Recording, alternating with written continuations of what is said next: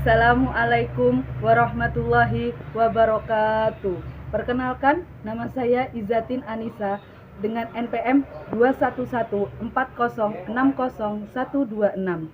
Di sini saya akan melakukan praktikum proyek lab MIPA dengan judul Osmoregulasi ikan mas terhadap perubahan suhu dan kadar garam.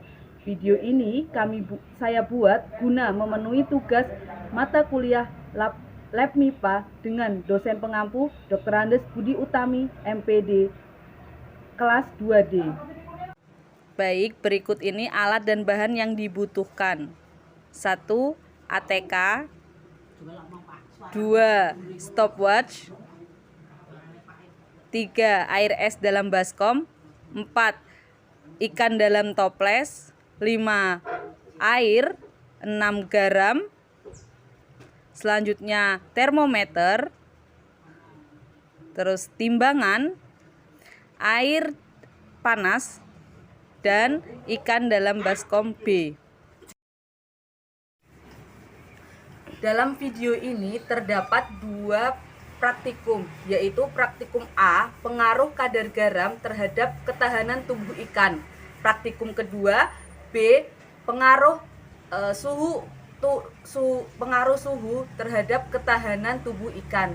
Berikut ini itu praktikum A, yaitu pengaruh kadar garam terhadap ketahanan tubuh ikan.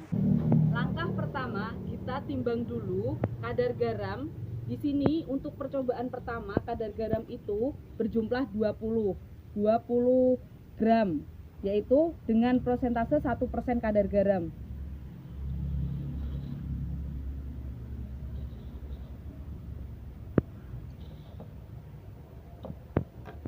Selanjutnya, kadar garam dimasukkan ke dalam toples. Kadar garam 20 gram dimasukkan ke dalam toples.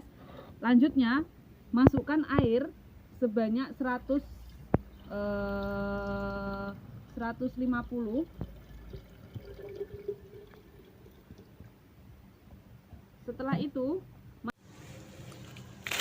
Setelah memasukkan garam sebanyak 20 gram ke dalam air, kita larutkan, kita aduk garam tersebut. Setelah itu, masukkan ikan ke dalam kadar garam tersebut, pada kadar garam tersebut. Nah, coba kita lihat, kita amati pergerakan ikan tersebut. Pertama, kita amati gerak ikan tersebut.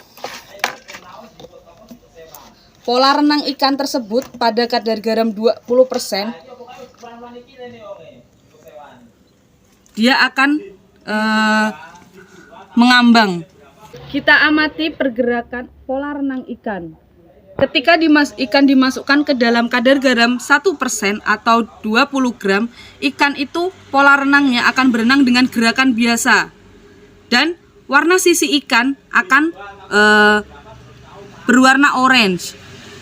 Kita ukur pakai stopwatch frekuensi gerak overkulum ikan per menit. Dalam 1 menit overkulum yang dilakukan ikan itu sebanyak, dan kita juga akan mengamati frekuensi keluarnya kotoran dalam ikan. Kita lihat, ternyata dalam 1 menit ikan tersebut melakukan gerak overkulum, frekuensi overkulum per menitnya itu sebanyak 137 kali. Ikan itu membuka mulutnya dan mengepak-ngepakkan siripnya. Terus setelah itu frekuensi kotoran ikan dalam 1 menit itu ikan tersebut mengeluarkan 1 kali kotoran. Praktikum kedua yaitu pengaruh suhu terhadap ketahanan tubuh ikan. Yang pertama, kita akan memberikan perlakuan es batu terhadap ikan. Di sini ada baskom. Nah, kita masukkan air dingin. Sebelumnya suhu normal ikan, di sini suhu normalnya itu kisaran 25 sampai 30 derajat Celcius. Di sini kita akan menguji menggunakan es batu. Air es dimasukkan. Kita beri es batu. Kita masukkan termometer, kita ukur suhunya. ternyata suhu es batu itu 32 derajat Celcius. Setelah diukur suhunya, kita masukkan ikannya ke dalam suhu tersebut, ke dalam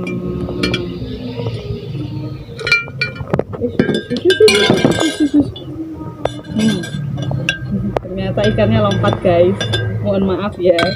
Nah, di sini kita akan melihat pergerakan ikan tersebut. Kita akan mengetahui satu, pola renangnya. Ikan ketika dimasukkan suhu 32 derajat, ikan itu akan berenang semakin stabil. Dia akan berenang stabil. Di situ warnanya menjadi merah terang. Kita hitung frekuensi overkulumnya dan frekuensi kotoran keluar dalam 1 menit.